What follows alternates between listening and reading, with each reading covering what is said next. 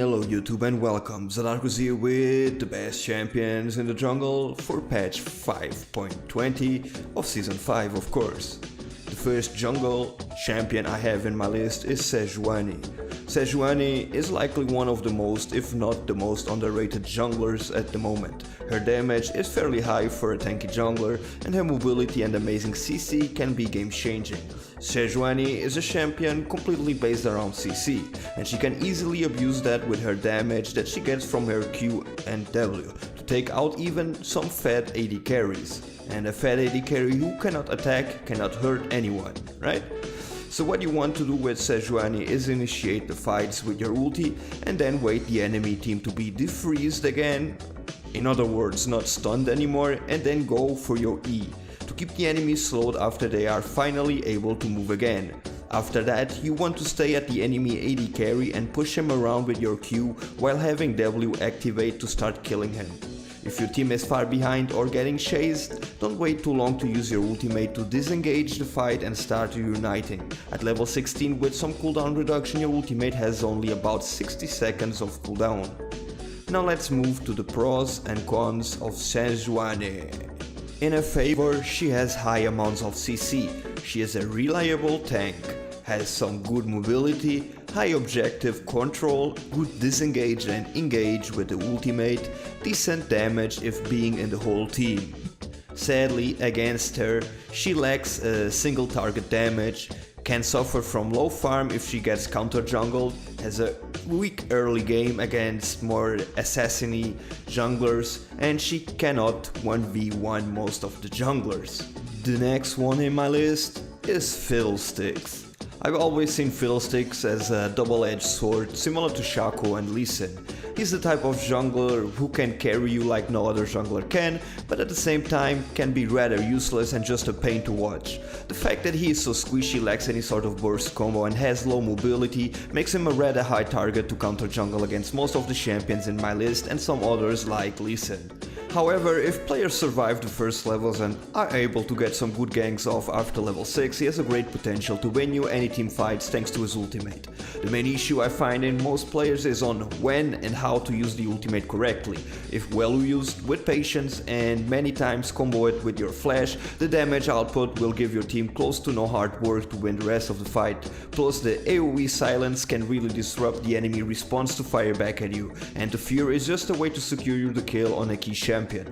I decided to put Fiddlesticks in my list as a change of pace and not include Lee Sin for the sole fact that Fiddlesticks has much easier mechanics to be played, better teamfight potential for the same reasons before and the ones that follow. He is AP for a change and even high ping players can play him. As a side note, Lee Sin in my opinion will always be a god in the jungle, but in god hands, and I'm here to provide you a list of capable junglers that most players can play correctly. That said, let's take a look on the Fiddlesticks pros and cons. In his favor, he can turn games around. One of the best ultimates on the game for teamfights, he can jump into the backline and kill people like the AD carry or the AP carry. He has unlimited sustain as long as you have mana, good CC, no skill shots and really easy mechanics. Sadly against him, he is rather squishy, is horrible at invade, can be burst down with one combo, cannot clear minion waves, needs his flash for most of his ultimates, needs his first blue really much, is very Zhonya's dependent, useless if he doesn't have his ult up, and needs to buy surprise party if you want to carry. The next jungler in my list is V. V is very well-rounded jungler who farms quickly, has a strong gank with her ultimate and is strong throughout the entire game. She's not very mechanically intensive, so I would recommend her to new junglers looking to improve. Her early and mid game is the reason why she gets banned, and her damage while built-in tanky can't be reviled by many other champions beside Nasus obviously. However, you don't need to farm Siphoning Strike for the first 20 minutes of the game to be effective, dealing damage while being tanky at the same time. But now let's go for the pros and cons of Vi. In her favor, she has good mobility around the map with your Q, has fantastic ganks, near guaranteed kills level 6, can peel for a team, her Wall Breaker has fantastic utility and does maximum HP percentage damage. Sadly against her, not the best team fights late game, since after you use your ultimate, all you are left doing in most cases is punching. Wall Breaker can be dodged if you make it too obvious. She is an all-in champion with no poke or CC other than the all-in options in her kit, and sometimes you don't want to go all-in. When behind, she offers close to no utility since you want to avoid going all-in. Now let's move on to the next one. In my list is Rek'Sai. She is a mobile bruiser jungler, but she can also be played as a top lane. I suggest going in the jungle though, because she really has a fast clear time and sustain in the jungle.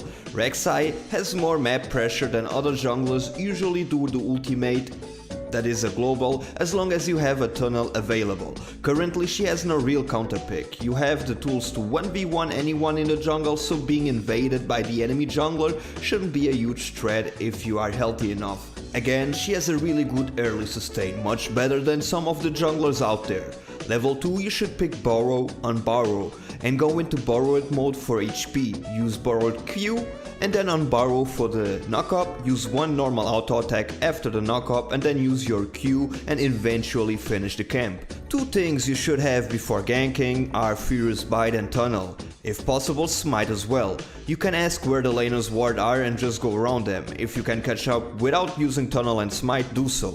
You want to save the Tunnel to chase up after the enemy laner has used his or her escapes, then you can just tunnel in and Smite for the slow. So you walk up to them or catch up to them with Tunnel and use on Burrow to knock up, one auto attack, then activate your Q immediately after, using Furious Bite after max amounts of Fury again. Moving to the mid game, you want to have tunnels everywhere basically. You want to have one tunnel at least near each lane to make a counter gank or just gank a lane. It's also important to have one near Dragon, because then you can go gank the top lane and still stay relevant in the possible fights by ultimating to a nearby tunnel. You should give buff to the laners if they're not doing horrible. Once the late game comes, you usually have to make a thinking progress whether you want to go all in after an opponent or do what you need to do and stay with your fat carry, because that will win you the fight. There is the choice of split pushing too, because you have the global tunnel repositioning ultimate and Rek'Sai is pretty strong 1v1. Most of the fights are won 5v5 though, or catching someone out of position. This said, let's see her pros and cons. In her favor, she has high sustain, high mobility, fast camp clear, good ganks, and the sonar ability that is strong for invades and objective scouting. Sadly, against her, she is hard to be played correctly, gets kited easily when unborrowed. Tunnels can be a great kit, but can also be rather useless if they always get destroyed. Gets easily poked when kited, her poke is rather weak, has weak CC, and has to be in the battle, bad when losing or behind. And by that what I mean is that she doesn't have a really good wave clear by distance or poke abilities, which means it's almost all-in champion where you either are fighting or just looking at your team protecting you. The last on my list, but not the least for sure, is Jarvan. To start off, Jarvan's EQ combo is just amazing, and it's probably the best initiation ganking move in the game. You can move over walls, quick start into an NPC camp, or change the course of an entire fight. When it comes down to the poke in, poke out game, E and Q both have 800 range. This is absolutely outstanding. You generally want to hover in the magic space between 600 and 800 range, where almost no one can get you, yet you can drop E and Qs on them. Best when you are quite certain someone is going to a specific place. Last hitting, swag flag. Boom, brushing on your teammate, flag Q combo. Doing the pre-all-out teamfight dance, dropping your flag adds an intimidation factor. If you have enough mana, you should be able to win or tie every long-range poking contest. That's a big if though, since it's basically all skill shots. Blue buff is very sweet early, later on mana is much less critical. When it comes to the all-in game, E, then Q, then he flashes and then he ultimates. Absolutely devastating. You should never initiate with your ultimate unless you have to, because your E, Q are on cooldown. You can also cover absolutely ridiculous amounts of ground because of the flash, E, Q, then ultimate combo. Nobody else can do it and almost nobody expects it. In a big team fight, you might be tempted to consistently switch targets in order to maximize your passive. This is good but isn't great. As Jarvan, if you are ahead, you should be able to solo the enemy carries, in most cases with your combo and ultimate. Of course it depends on your build, but I imagine securing the kills of the enemy damage dealers helps more than spreading your passive and losing HP during the travel times between targets where you don't directly affect the battle. Now let's see what is in his favor and what is against him. He has high damage, some pretty nasty CC, strong initiation, still is useful when behind, has a decent jungle clear, versatile in terms of item builds and fits several different team composition, including AoE, initiation and single target pick compositions. Sadly, against him, he really needs to hit the EQ combo, doesn't scale into the late game as well as some others do, can become isolated if he dives onto the backline, has some mana problems, and the ultimate can be a little bit of a clusterfuck. To be honest, yeah, if you fuck up your ultimate, yeah, you fucked everything, so be careful with that. Anyway, this is my jungle's tier list for patch 5.2. So, thank you for watching, remember to hit that subscribe button, give me a like, leave me the comments, and I'll see you pretty soon. Remember, my name has been Zadarkus, this video was made for you. Be awesome, and stay awesome.